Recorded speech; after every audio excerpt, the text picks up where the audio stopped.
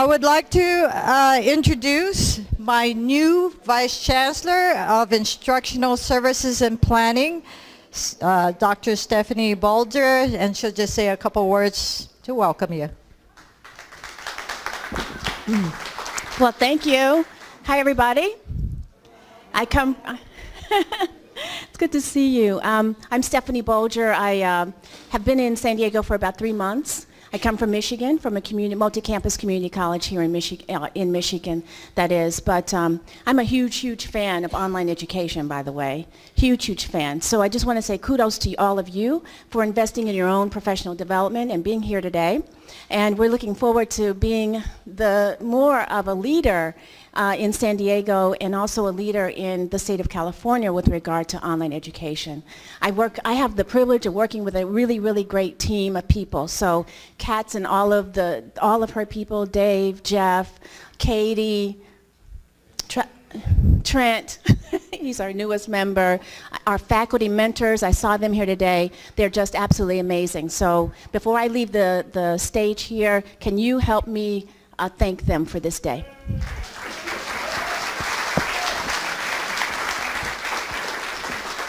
Thank you, Stephanie. And now I'd like to introduce Steve Klein. He is the State Program Director for the Online Education Initiative. Where is he? Oh, there he is. Take it away. Okay, this is supposed to be on. Yes, it is. All right. Let me get my PowerPoint going here. Let's see.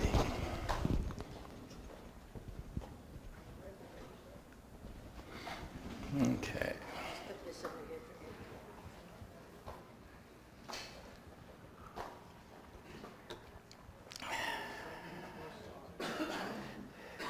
There are not 74 slides. Whoever said that is spreading rumors. There are 72 slides. So it's going to be better than you can. That's okay. I'll stay close to there. Thank you. Anyway, my name is Steve Klein, and thank you for inviting us to come and share information not only about the Online Education Initiative, but certainly the Common Course Management System platform that was selected by a statewide committee, which is Canvas. I think most of you know about the OEI. It is one of the 3 state initiatives, along with Ed Planning Initiative, Common Assessment Initiative, and the Online Education Initiative, that we are about a year and some months into this work, which is delivering support throughout our system to support our students of our system. And when I mean students, I mean all of our students, not just our online students, because a student is a student within the system. So I'm going to talk just for a few minutes to just give you a little bit of an overview of the OEI, kind of where we're at, and then I'm going to hand it off to our partners from Instructure with Canvas to do a demo of their product and to talk through some of what's involved and what's been involved in the OEI to make Canvas available to our colleges at a very reasonable deal. It's called no cost at this point. I'm with the Community Colleges Technology Center, which is at Butte College. Anybody been to Butte College before? Yeah, all right. Former faculty? Former faculty at Butte College? Oh, CC Chico. All right. So Butte College, along with our partners at Foothill De Anza Community College District, are partners in the OEI. And so you might have heard other members of our project share information with you. I know Pat James has been here in the past sharing information, and other members of the team. So I'm happy to be here and bring you up to speed with where the project is at. And again, I'm grateful for Kat's to extend the invitation, so thank you very much. But as you probably know, the Online Education Initiative, RFA, that was put out through the Chancellor's Office, asked specifically for a common platform to support students across the system. And it's not just because a common platform is a viable option for our colleges, but these 3 initiatives are presenting a vision for where the community colleges are going over the next handful of years. So as a member of the Technology Center at Butte, we've been working for 10 years on a common application process called CCC Apply. So moving things, as you know, through California takes a very long time, and it takes 10 years to bring all of our colleges into the use of CCC Apply. Well, I say that because that's an example of the system, our college system, presenting a common foundation, an architectural platform, if you will, on how students are receiving benefits to a common application system. These initiatives are building on that common architectural platform to connect students to services where faculty have access to common data sets around students, and institutions, our colleges, will have greater access to the data about those students. And it all begins through that application and matriculation process. So I'll get into that a little more. But I just want to tell you like how we got here, which was a vision from the governor and the legislature and our chancellor's office to bring some common experiences, and I should say common platforms, common technology systems into play to support students and our teaching and learning process. Okay, where are we going? So where we've been is for the last little more than a year, we put an RFP together to identify a common course management system in our state. And it began back in April of 2014. And the reason I share this timeline with you is that a group of stakeholders in the state, mostly represented by faculty, appointees of the Academic Senate, and representing colleges throughout the state with input from colleges, have been involved and guided this process from the very beginning. This wasn't just an idea that was hatched out of a small group of people. So as a project staff member, we've sort of helped support the faculty voice in the state to provide a identified common course management system, which is Canvas. We began with a work group from our steering committee in April. We went through a few different releases for information about what is out there in the marketplace. We went through many different surveys about what faculty in the state wanted to see in a common platform. We talked with industry leaders, and we issued an RFP, request for proposal, last October. We went through a very rigorous evaluation process with a committee of 59 members, all stakeholder representatives around the state, mostly faculty.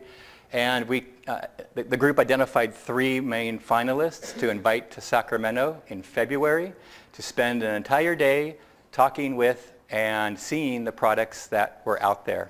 And it's important to understand too that we weren't choosing a product, that the committee wasn't choosing a product for tomorrow, like, you know, we're going to just change the LMS tomorrow or for next year for your students.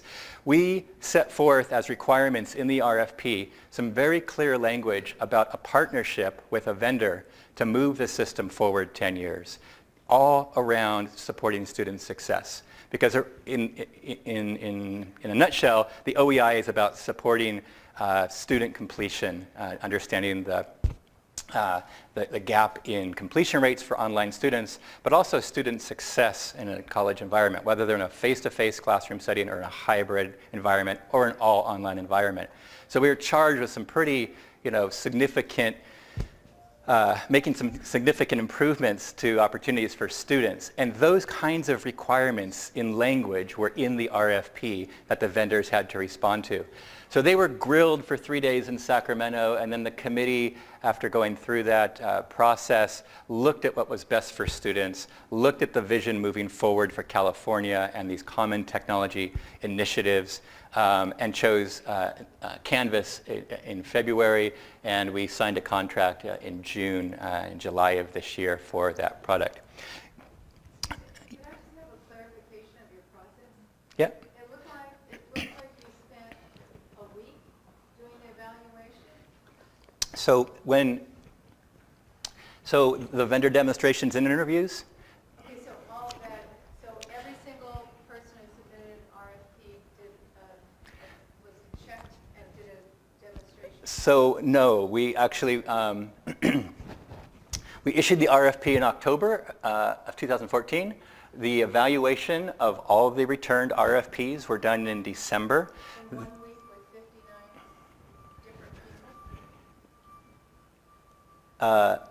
Yes. I'm just amazed. Yeah. There have been mountains moved in the last handful of months to bring these initiatives forward. We have a number of work groups as part of our steering committee. Again, our academic senate has been full in and all along the way. So what we did is we evaluated, which is an evaluation process on paper. We had 5 submissions. We set the requirements and the bar so high that 5 folks were able to respond to the RFP. Of those 5, 3 were deemed what in RFP and EDCO language is called a responsible vendor. In other words, a reasonable and responsible, which means they can, by the evaluation process, deliver on what they're being asked to deliver on. So that 3 vendors met those criteria, and that was Blackboard, Moodle, and Canvas, Instructure with Canvas. Those 3, so that happened in December.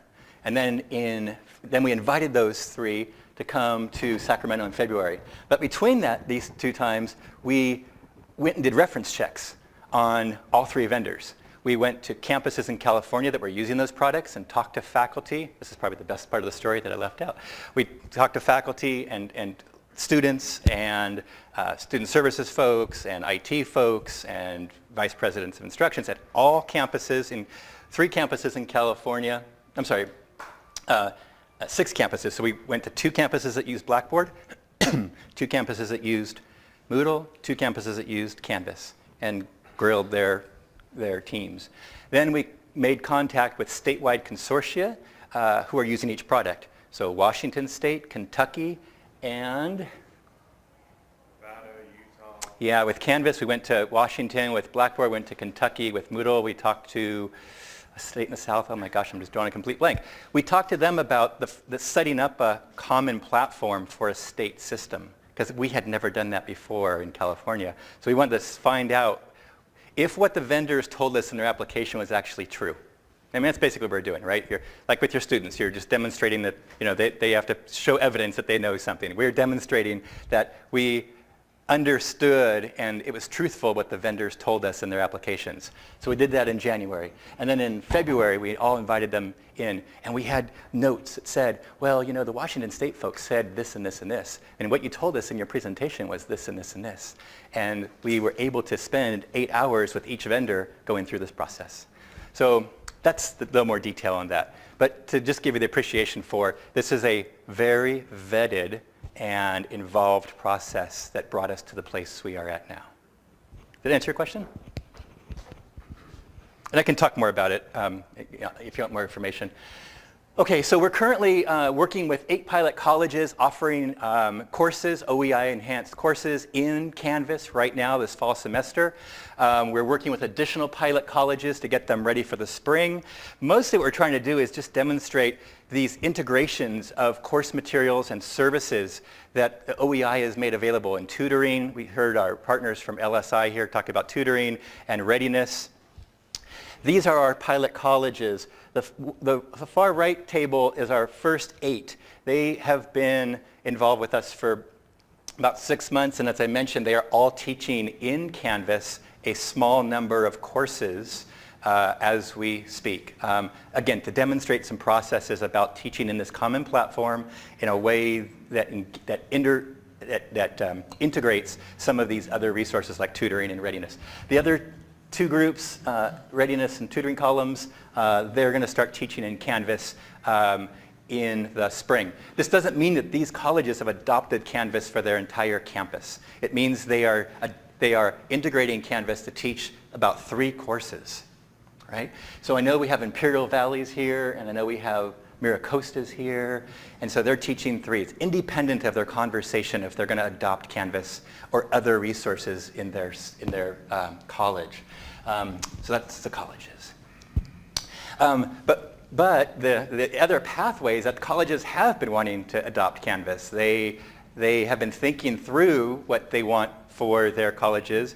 Their contracts, might be ending, and they're having to reevaluate for which course management system they are looking at. And the colleges on the left column are 15, and we've had 15 colleges this fall adopt Canvas campus-wide. There's 2 that aren't on there that came in yesterday. And so with the colleges that were in the state already teaching in Canvas, it's about 20% of our colleges now are teaching, will be teaching in Canvas. And so I understand, this is what's available to you to consider, right, as a group of colleges. And what this means for colleges as part of what the OEI is able to deliver is 100% of the costs are being paid for by the initiative. We know through the existing 5-year grant, we can do it through the 18-19 school year. We anticipate that this will continue forward. And we have tremendous support from our legislature, our governor, as well as our chancellor's office partners, that they have a strong commitment to these foundational systems in the state, and this is one of them. And so we anticipate this continuing forward. It makes it a great incentive for some colleges when they're thinking about it right now to move. And when I say 100%, I mean 100%. So what that provides is the opportunity to continue on your existing CMS for 18 months after adoption. Again, we're trying to collect data around student success and understand the benefits of a common platform for our students, many of whom are taking courses at multiple colleges. So this is one of the benefits of a common platform. It's not to necessarily create standardization as much as increasing opportunities for success through this common platform, which you'll be seeing.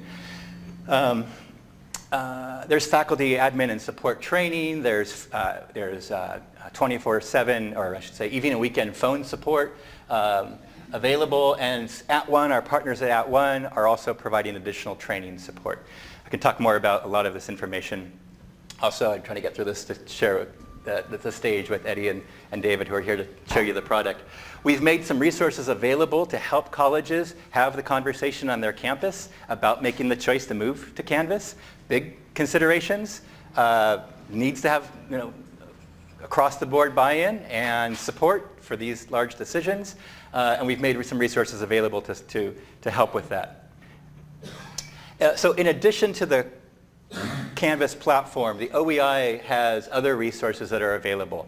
One is a course design rubric, which is currently being used, and it's what the OEI courses are being evaluated and enhanced by. And they also address all accessibility issues. So all of the courses are being reviewed for accessibility, meeting accessibility requirements. The online readiness modules, online tutoring, we have RFPs for proctoring and online counseling. And then we have something as part of the initiative called the OEI Course Exchange. This is a significant element of the initiative that we're just beginning to realize now. It's kind of a concept. But the idea is that it provides opportunities for students to take courses that are offered by other colleges, which they can do now. But there's a lot of obstacles and barriers to a student easily having access to those courses to meet their matriculation goals and their ADT pathway goals. So we are working through agreements right now with those 8 colleges about this reciprocity conversation. What are the business processes and rules where we can share application information generated first from CCC Apply with another college so that ultimately students have easier access to courses. Home colleges, where the student resides, receives the credit. Teaching colleges receives the FTES. And for non-pilot colleges, the system, other colleges in the system will have access to joining what's being called the consortium beginning in fall 2017. So you can tell we're a couple years out. In 1 year from now, we'll bring on 8 colleges into this exchange space, and then we'll be slowly opening up opportunities for other colleges. So colleges are faced with a number of different decisions, right, about the products or services that the initiatives are offering. And I present this just as the choices that colleges are making. This is kind of where a lot of colleges are fitting in. Under box number 1, a college might want Canvas, they might want to participate in the exchange, and they want project resources. And that's great, it's all voluntary. under the second box, a college might want to adopt Canvas campus-wide, but they don't want to have courses in the exchange. They don't want their students taking courses. Other considerations there. That's reasonable and fine, but they want project resources. They want the tutoring, access to the tutoring materials and the readiness materials. And then the third column is that, okay, I don't want to adopt Canvas. I don't want to be part of the exchange, but I want the tutoring and other materials that the OEI is delivering. And that's fine too. So thinking about these considerations for all the services that are going on is a matter of a college thinking about where they see themselves in the future to some extent, thinking about the other system-wide initiatives and how these are all going to play a part in supporting our instructional and institutional improvements based on these kind of common sets of experiences and opportunities for students. And then on the college side or on the faculty side, having access to a lot more real-time data that I can get into another time. But I tried to race through that so fast because really what's important is that you get to see Canvas and see what the product is. And I'll take a couple of questions. Can I take a couple of questions? And then you know what? We go till 2:10, and then I'll stay for about 15, 20 minutes after, before I have to run off. But then I can ask more questions if we have more questions about that. Because I want to leave time for our partners. I saw a couple hands going back up here. Yes? Yeah, so I have a really quick question. Is the point of Canvas to be so that if a student, for example, takes a class at Palomar and then also takes one at City, that they have one Canvas account, or will they have two Canvas accounts, like one to log in for Palomar and then one for City? That's a How great does that question. work? They would have one account. Oh, one account. Yeah. Okay. Yeah. All right, I thought so, but I had to Yep. check. But that, you're talking about the exchange now, right? Nope. Oh. I'm okay. talking about if a student is shared, on the back end, Canvas has what's called trust relationships among instances, and it recognizes, correct me here if I'm misspeaking, it recognizes that that student has coursework in another class. Okay, so my other question, if you can go back to the previous slide. The box that's not on there is no Canvas and exchange, and I just want to clarify, that's, you could be a no Canvas as an institutional adoption, but still have Canvas to offer some OEI classes through the exchange, or is that not correct? If you want to be part of the exchange, you would have to adopt Canvas. If you want to be part of the exchange, you'd have to adopt Canvas. Yeah. Yeah. Yes. Steve, I've heard several people bring up the fact that, you know, the governor and the legislature certainly is leaning towards supporting this after 1819. If that's really the case, why can't that commitment be made now so that colleges know that beyond 1819 there's going to be that financial support? It's a great question. You know, as a native Californian, the legislature makes funding available in 5-year cycles. And that's what they do, and that's all they do. So that's all we can say. Now, what we do know is, and we're relying on some experience with these foundational systems in place about what the commitment means when they say they're going to do something in this regard. And our best example for that is understanding like CCC Apply and some of these foundational technology initiatives. And that's what we can go on, But native Californian, we've all been through some of this. So 5-year cycles is all they'll commit to, and so that's all we can know. Best we can do. Yeah, last question, and I'll turn it over. From that previous slide, it looks like some colleges could opt for number 3, which is don't switch to Canvas at all. And then what would be the repercussions of that? That's a great question, and that's the question that colleges are going to have to grapple with. Obviously, these are all voluntary options on the table. I think it's going to be important for a college to look at the pluses and the drawbacks of what it means to change your course management system. And many of you have all gone through this a number of times, more than you'd ever want. And what I would say is, for a college to consider where they're going, the short story I'll give is we had a committee who chose Canvas were folks who are so committed to their existing services and platforms that they, in looking at the landscape of what the initiative is trying to do and where things are going, I can't speak well, let me finish my thought. I was going to say, I can't speak highly enough of the choice that was made in terms of the product, because it is a platform built for the future. It's a cloud-based platform. So, other vendors are catching up to the technology that Instructure has deployed in the Canvas product, and you'll see the results of that, of benefit to student ease of use, navigation, ability for faculty to create courses. I'm not trying to steal their thunder. But these are the questions a college is going to have to ask itself. And I ask you to think about where a college sees themselves in the future. And what the story I was getting to was faculty members who are so committed to their platform made the choice for this product because they understood what it meant to support students not only tomorrow and not only next year, but for in the long term. So, okay, last question, then I'm turning it over, I promise. Do any of the California universities use this? CSUs or UCs? San Jose State University. Are there others? UC Berkeley. That's right. UC Merced. UCLA Extension. We're going to show a slide. Okay. Relatively new company, 2011, and have amazing results. And I will say that we have been working very closely with this company for now 4 or 5 months, very closely, and we have each other's cell phone numbers. We aren't Facebook friends yet, but we got to keep some boundaries. But what I want to say is everything that the colleges told us when we did reference checks on this product all played out true. And from Pasadena, Sierra College in California, Washington State, and many, just across the board, many folks have shared these truths to be actual truths. And having dealt with the company for the last number of months very intimately, in just developing the contract that makes sense to our system, what other states told us about the company in terms of delivering on their word and their product has turned out to be true.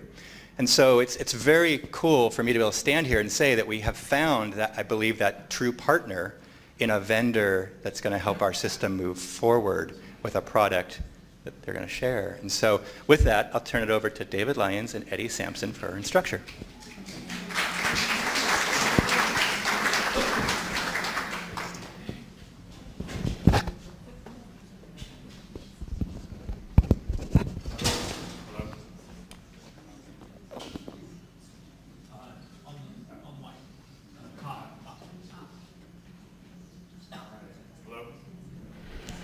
Do I need this? Oh, okay. How you doing? How's everyone going? How's everyone doing? My name's Eddie Sampson. I work with Instructure. I've been with them about 3 years. I live up in Seattle, and I brought along today David Lyons. So we're grateful for the opportunity to share Canvas today. We're just here to kind of showcase Canvas and then leave the room and allow you guys to have an awesome conversation. So don't shoot me. But does anyone know the story behind Canvas, or actually the story behind Instructure and where we came from? I think so. Yeah, go ahead. It was a student who was tasked with coming up with a solution to a system for, I'm not sure exactly if it was for instruction or not. You're close enough. Okay. For a class. It was his undergraduate project. Right? Exactly. So the story goes, just really quickly, we were founded in 2008. We primarily launched product or a sales force in 2011, and we're located in Salt Lake City. So as the gentleman was saying, 2 students. David, can you take a look at the screen really quick? 2 students were getting their graduate degree in computer science, and they were students, right? And so they were, as part of their master's degree, they were taking an entrepreneurship class, an elective. And they were challenged in this class, as the gentleman was saying, by a professor, because it was entrepreneurship class, right? So the the instructor himself, Josh Coates was his name, and he was the gentleman with the blowtorch. I don't know if you guys remember on the first slide, the gentleman with the blowtorch. He challenged the class. He was a technologist himself, and he created a .com, Mosey.com. He's a Berkeley grad, Silicon Valley guy, but he challenged the class, and he said, hey, me being a technologist, and the experience that I have, if there's a technology out there that's broken and you have a solution, you have a great idea. These two students thought right away, learning management system. I mean, you got to think back, this is 2008, right? And so back then, there was a number of issues, if you will.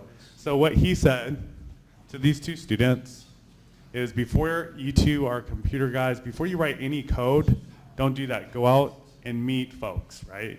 And so they did a product validation tour. They met with 17 schools, poor college students. They jumped in their small car and basically learned what was good and what was bad by all these number of universities back in 2007, 2008, so that they could build something great.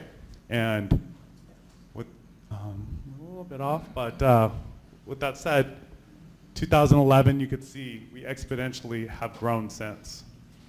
I've had the opportunity to be on the West Coast working with Stanford Graduate School of Business, the full campus of Berkeley, and we just had Stanford, the main campus, sign a couple weeks ago. So they haven't made an announcement yet, but we've grown exponentially.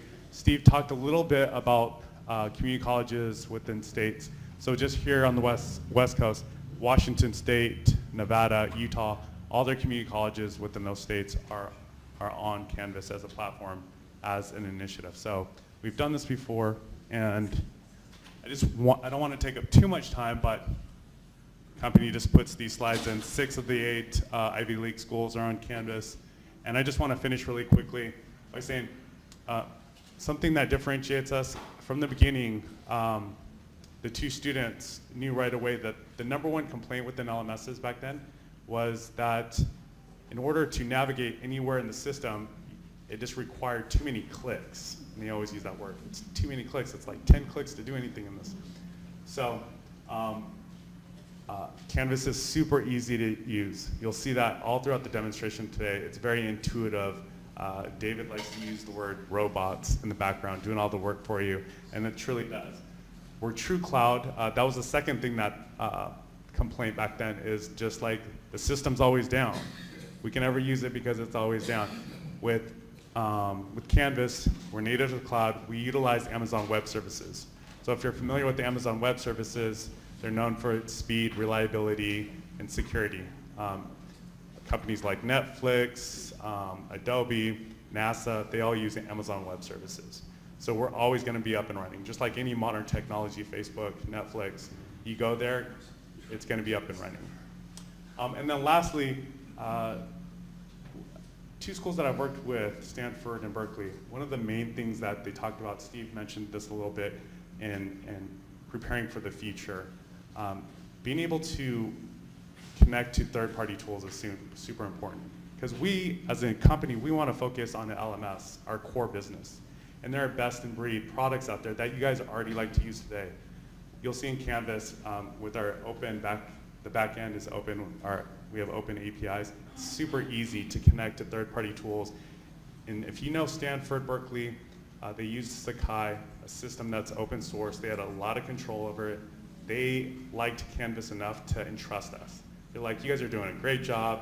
Just go ahead and you guys take care of the LMS, and we'll work on other initiatives on campus.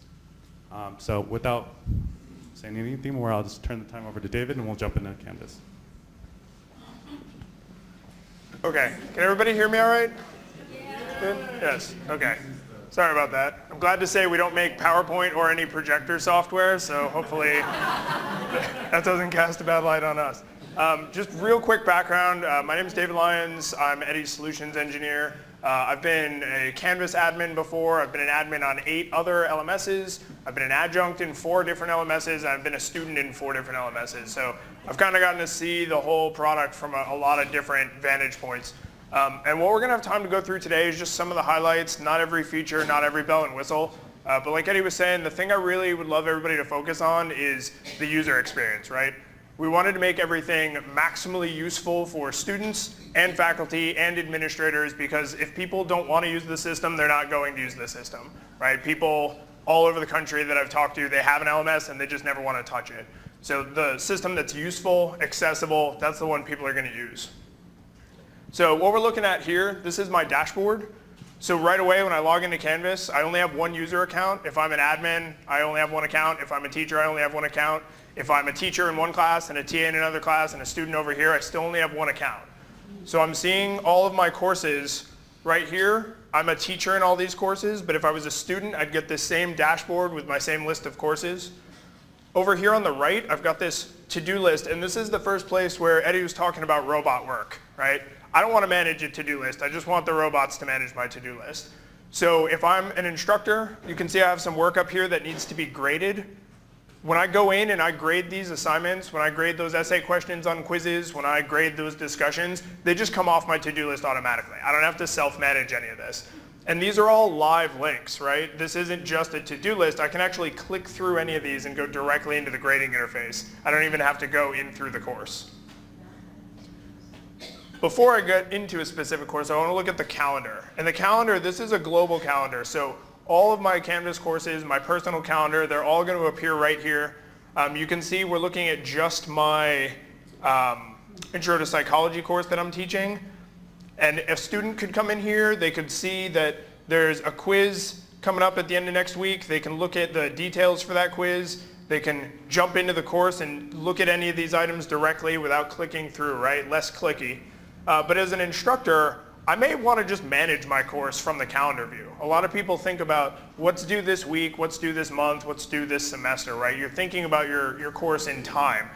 So if I'm looking at this paper number 2, for example, I've got this due on the 13th. That's a Tuesday. I know this is supposed to be due on Monday, so I'm actually going to just click and drag this, and now I changed the due date, right? I didn't have to go into the settings. I didn't have to mess with anything. And this updated anywhere that the due date shows up. So my students on their to-do list, that due date just changed. On my to-do list, when they show that they submitted their work, that due date is changed. Anywhere that that shows up in the syllabus modules, all the places we'll see. And I don't even have to know all those locations because it's just going in the background. The robots are doing the work. Yes? So how do I know which classes are at which college? Color? So these are color-coded, and you get to pick the color.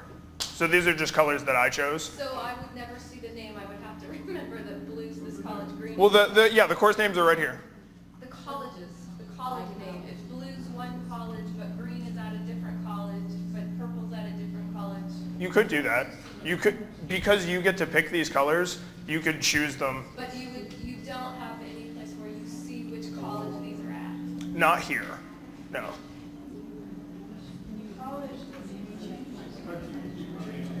Yeah.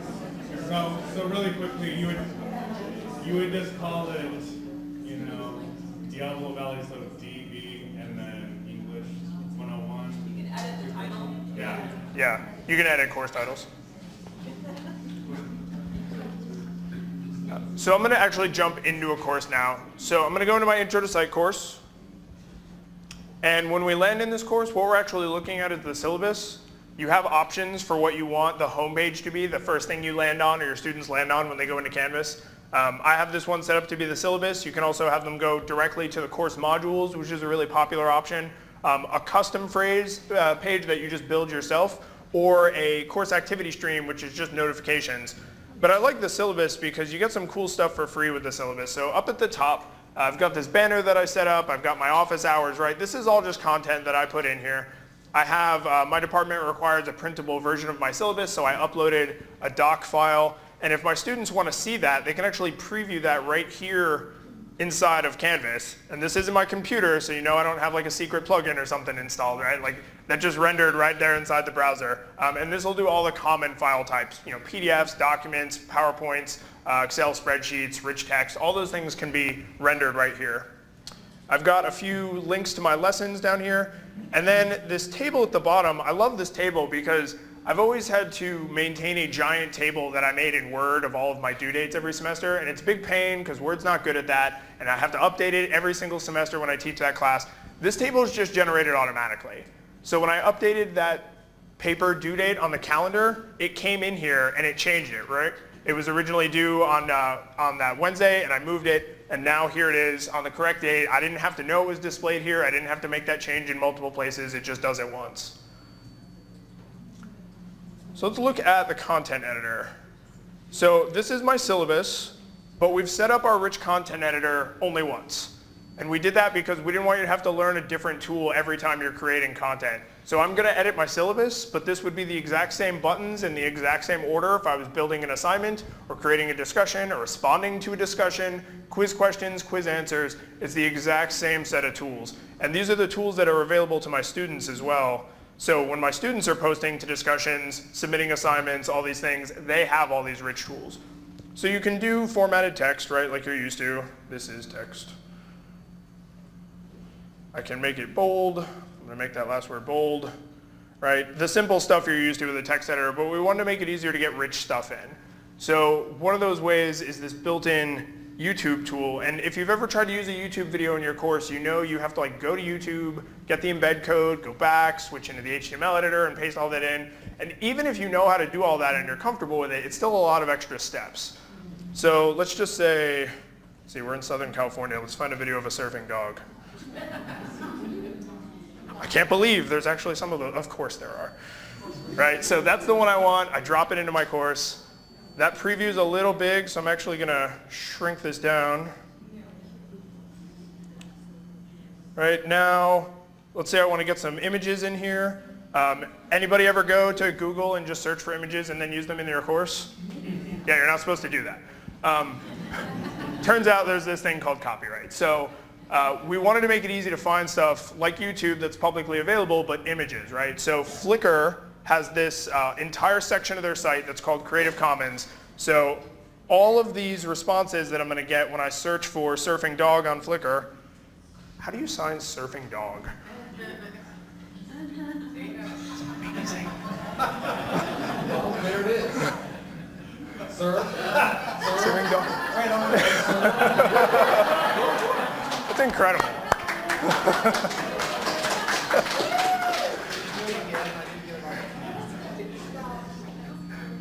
So I find the image that I want to add into my course, and I just click on it, and again, it drops it right in. If I want to resize this, I can click right on the corners, just like I did before. Right, really easy to get stuff into my course. And I know that anything that comes up on YouTube, anything that comes up on Flickr, those are all going to be things that are free and openly licensed for me to use in my course. The last thing we have, and it looks like I have a webcam here, that we want to make it really easy to get this kind of rich stuff in, is this built-in media recorder. So you can upload videos. Is Flash maybe not installed on here? Yeah. So there's a PC. It is a PC. So the built-in media recorder, this tool, it works in any modern web browser. There's no plugins that are required. It does need Flash, and the reason for that is because we need access to the webcam and microphone, right? I'm happy to say that in the very near future, we won't be able to do that, and we'll be able to kill Flash off entirely. That'll be a big victory. But this is going to let me use my webcam and microphone right inside Canvas to record audio and video directly into my course. And this works equally well from a mobile device, so if you have a smartphone or a tablet, you can use those media recording tools and record audio video right into your course. Your students can make audio video recordings and record those right in as well. Someone just say, do we want that? So there I've got my adorable dog picture. And then right down here, I've got my YouTube video, and I'm going to play just a quick second of this. Yeah. So that's really cool about the videos right there embedded. It's made directly in the course, but can it be captioned? And can it do like in YouTube when you can have it do the automatic captions and you can edit them? Is that an option so here? it doesn't do automatic captioning because even YouTube with all of their brilliant engineers get it right about 60% of the time. Yeah, it is getting better. And that's a space we're watching really close, right? Because we want anything that can be automated to be automated. So what we're doing in the meantime is it's compliant with the standards format for captioning. So you can it's a plain text file, and then you just upload it, and then it pairs them with the correct time. So it's not quite automatic yet, but it's really easy, and we're going in that direction for sure. And then, of course, any YouTube video that you pull in that has captions, those are going to come in automatically. And I just want to show the beginning of this. And the reason I just wanted to show that opening is because there was no ad there, right? Like whoever has this adorable video has surely got an ad in front of it so that they can make money, but the embed strips that off. So if you want to use these YouTube videos in your course, you can just get that ad off of there and get your students right to the content. Does it strip off the end? In that sense, people watch other videos. Right, the redirect thing. At the very end. That's actually part of the video, so we can't strip that. Not yet. But you can turn that off on YouTube. Yeah. So I'm going to jump into my modules now. Did everybody see that up there? So this is kind of scrunched down because of the projector. So Canvas, we have beautiful mobile apps on iOS and Android, and they work great. But our new UI that we just released over the summer is actually tablet responsive all the way down to a 7-inch screen. So if you want to bring Canvas up in like the Safari or the Chrome mobile browser, you can do that. So I'm going to go into my modules, and I love the modules because this is how I organize my course. It's really clear to me, it's really clear to my students. I've got this course set up for lessons, but you could just as easily do weeks or projects or chapters or however you chunk your content out. And it's very obvious what goes into each one of those modules. So I'm looking at this, I can see where all of the point values are for these items. Anything that has a due date, it's going to show up right here. So the students get a really quick view of what kind of content is in each week. Does it have a due date? Is there a score associated with it? And then you can see in these later modules, I've actually got these set up with prerequisites. So these modules won't even be accessible until my students meet these prerequisites, and I can control what these are. Do they have to view a certain item? Do they have to post to a discussion? Do they have to get a minimum grade on a quiz? And I can have lots of these so that I can really control, not just with dates, but with mastery, how my students are progressing through my material. Let's take a look at an assignment.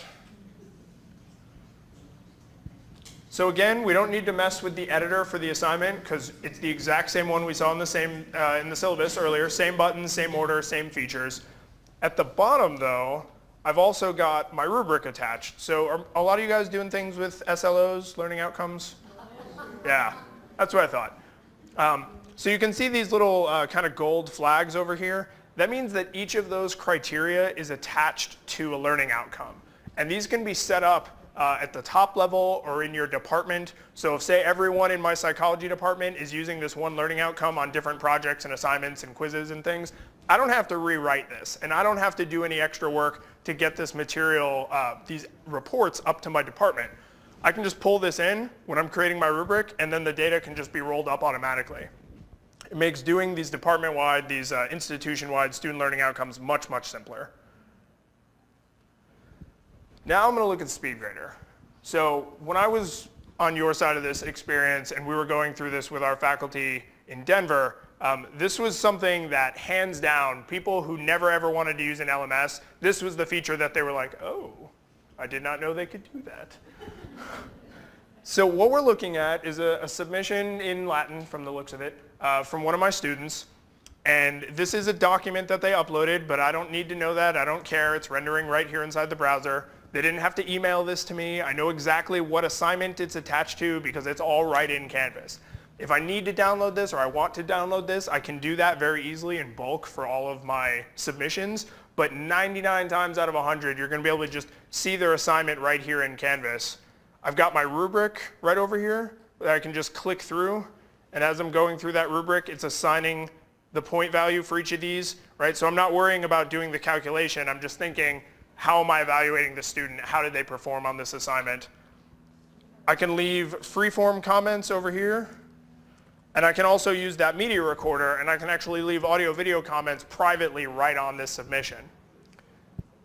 But what I really like is the markup tools, because I can draw right on the paper and send kind of a nice, clear message to my students, right? I think for a second, I actually completely froze up on me. And that made me sad, right? but you can do that, right? You can write right onto their submissions. And all of this is stored right inside Canvas, so I'm not worried about any of this. Is this Latin? It looks made up, right? And what's really powerful about this is all this feedback, all these tools that I'm using to mark up, my students have these. So when I'm leaving feedback for my student, they can then come in and mark up. They can see my feedback. They can actually reply to these comments right in line. No, it's Greek. Right? So now we're getting that kind of office hours experience where we sat down at the table, I have a blue pen, they have a green pen, and we're talking about their assignment, but we can do all that remotely and asynchronously. So this conversation can go over a very long period of time if it needs to, and I can give each student what feels a lot like one-on-one attention, but asynchronously. If I got a video from my instructor, it just would, maybe I'd pay attention a little bit more in class maybe. But it just, that video tool is something that folks really like.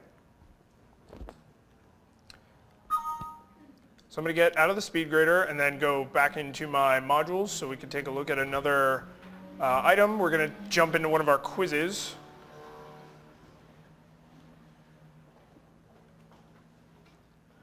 And the quizzes in Canvas behave a lot in the way you would expect. So if you've set up big question banks, if you're using a publisher's textbook and you're using some of their created questions, all of that imports. There's a standard around that that we're fully compliant with, so that all comes in very easily. You can control when students are able to see the feedback. You can control when they're going to be able to see those correct answers, if they're able to see them at all. So a lot of this that used to have to be done by hand can be automated. And you can see in this quiz that I've set up, I've got a couple of different question groups. So these are department level question groups that someone in my department set up, and I'm just pulling those questions in. And then I've got some down here that I authored. So I've got this question group that I created with these 3 questions in it, but it's only going to pick 2. So with all this randomization, the answer choices are randomized, the questions are randomized, I'm pulling from multiple question banks. So I can let students take this quiz multiple times, right? Because they're going to see different questions every time. They're going to get different material in a different order every time. So then this goes from being just a simple evaluation tool to a more robust one.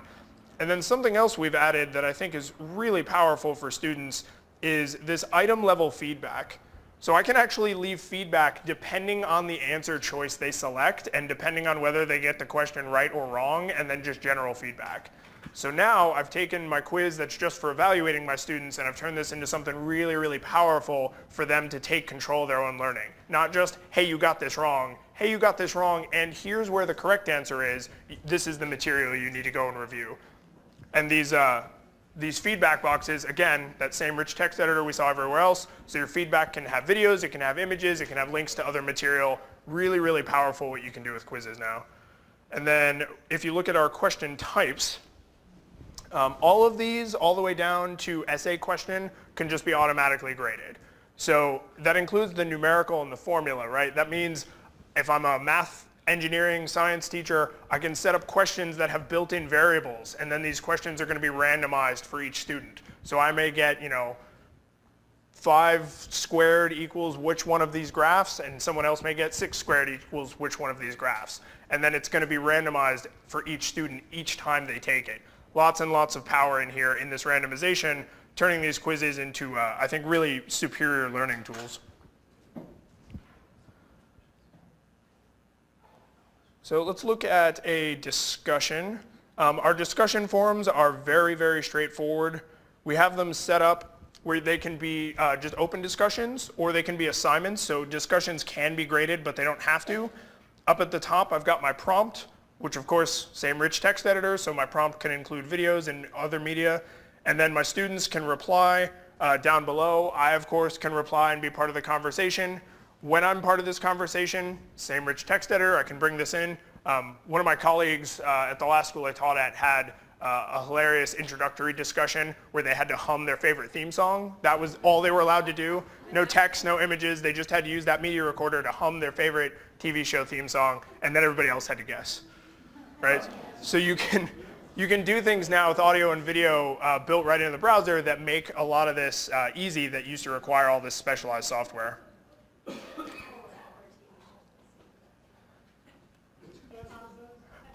It was a webinars class. Yeah, question.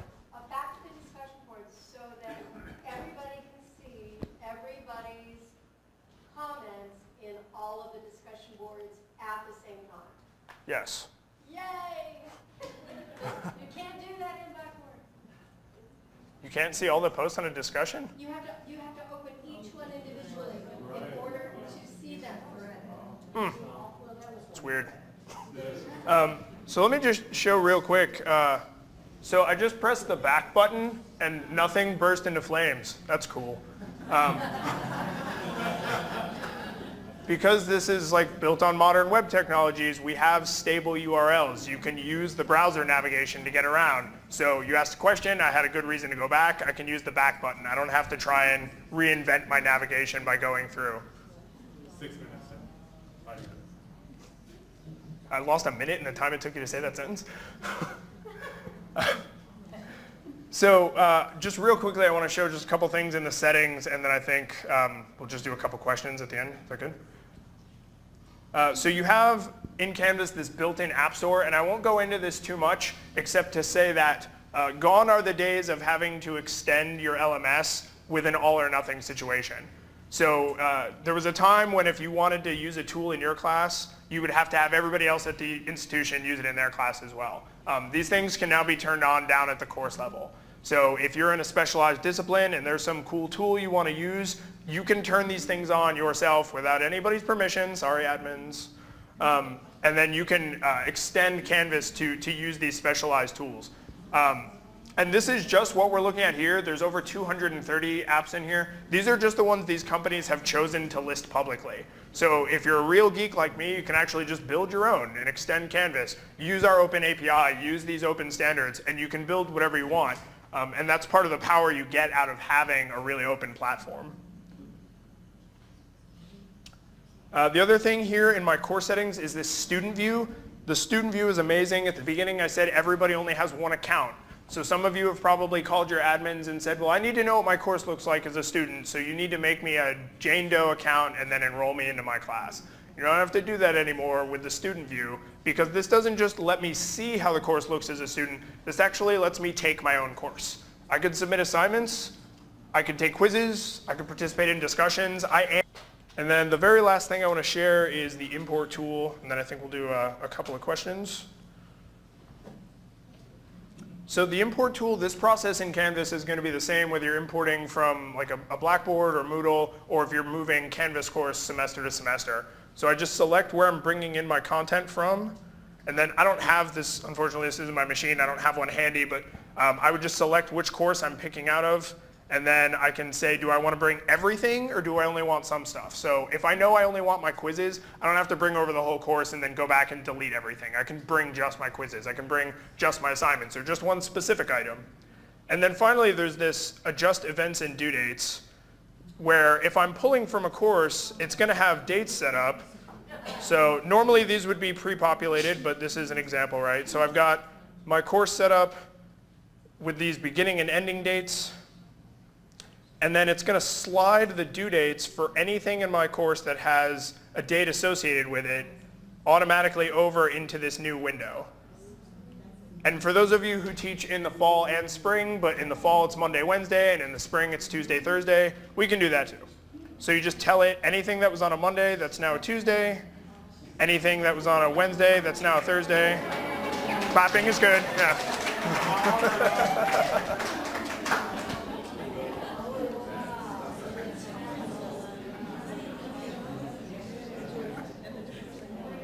It's neat, right? This is what our engineers spend time on, because it turns out date and time math is super hard. But we wanted to make this streamlined. Everything we do, all of our feature choices, everything we build is all about the user experience. Yeah. What about the next semester, there's a holiday? Yeah, so this isn't going to know about things like that. The good news there is one of those first tools we looked at was that calendar. So if I have something that's due on a day the campus is going to be closed and I'm giving the students off, I just move it over and then it's done. So this will honestly get you about 90% of the way there. And then if you have holidays or weird days off, or not snow days, earthquake days.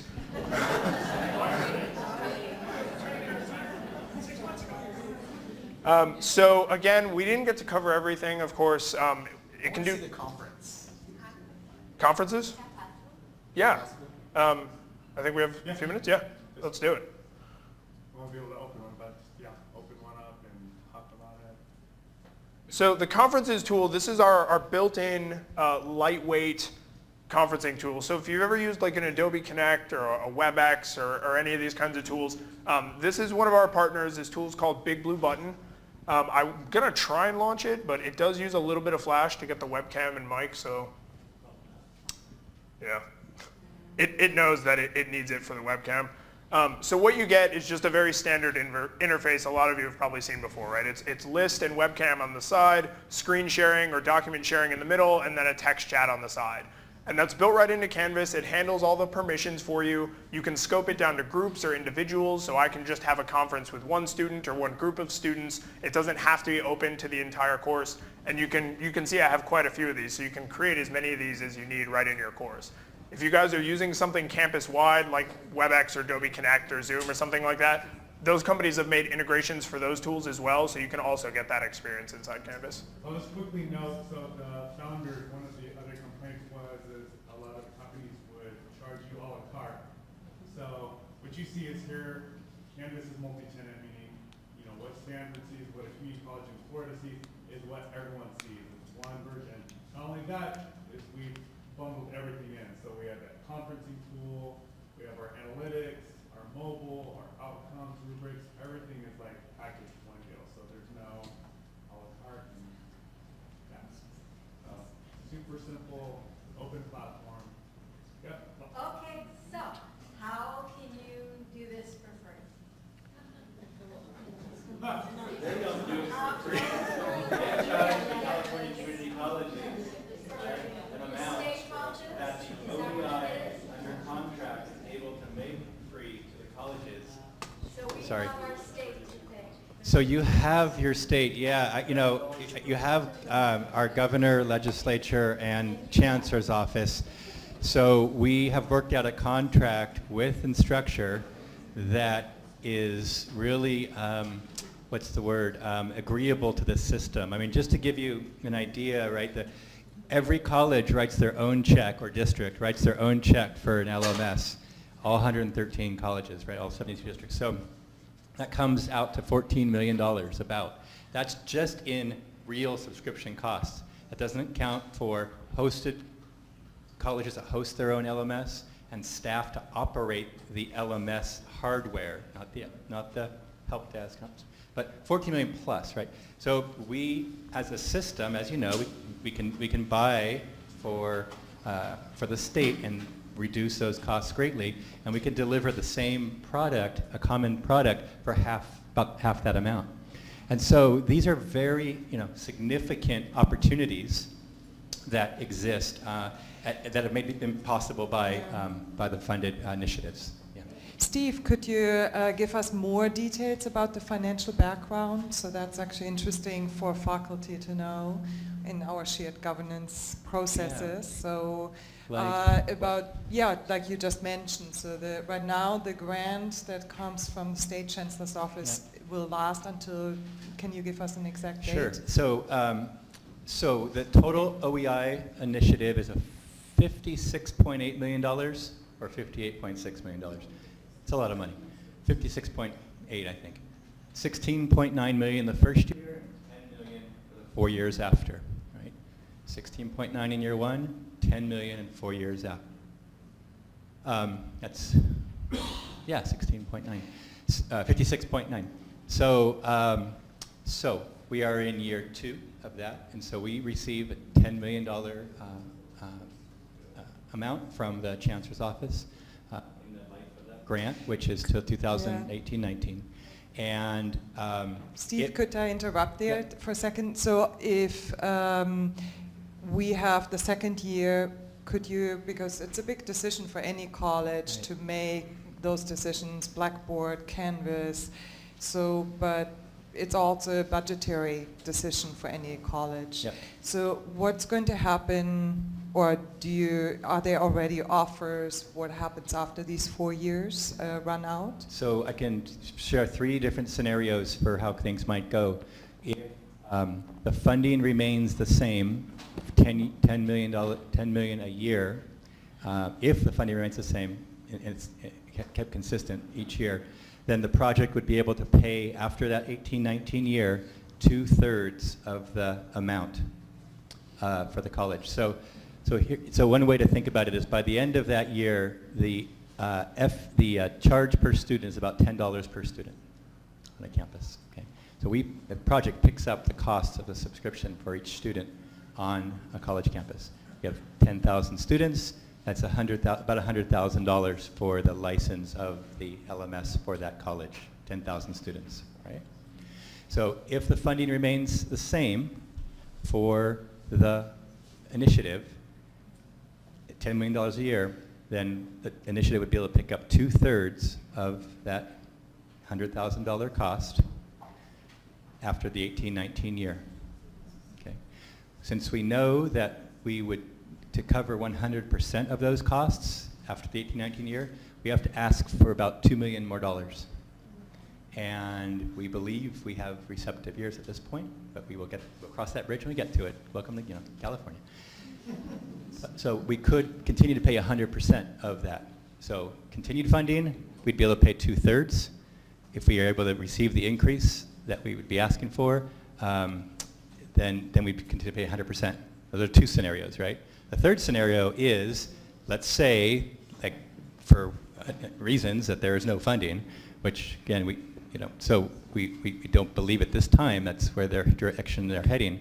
Is those costs for the subscription would be covered by the college. I mean that's just the hard reality of that. We would continue to negotiate a statewide contract on behalf of the colleges, but in terms of costs. So those are the three scenarios that obviously are in play to be able to make that, to understand the full picture of that. Does that help? Okay. Any idea of the cost per student at Blackboard? Well, this is an interesting question. In many colleges and districts, Blackboard charge a per use fee. I don't know what you all pay, what your contract is like, but on many colleges. So the LMS isn't even available to all face-to-face faculty or faculty teaching with students. So the short answer is I don't know what that is, because they change it for everybody. And that makes it challenging. We do know what colleges have told us what they pay, and what's important too is that what we I think appreciate about something Eddie mentioned is that this is one system, Canvas. It's the same system that the students at the University of Florida are using, or at Stanford. It's one system. They make all their development decisions and choices based on the needs of this product to support students. They don't piecemeal out the development, so the system you're using is the same one everyone else is using. That has some fundamental benefits for, I believe, our students and our faculty because of common opportunities. And so we won't find students on one campus having opportunities where they have opportunities on one campus where they don't on another campus on the same platform, or where they're using services or functionality on one campus that isn't available on another platform because a campus didn't buy the extra assessment tool that Blackboard makes available for whatever reason that might be on one campus. So if you're faculty teaching at multiple colleges, you kind of know what I'm talking about, especially if you go outside this area where you have the same platform but an entirely different service product. And so anyway, that's some bigger picture stuff. But to answer the question, I don't know.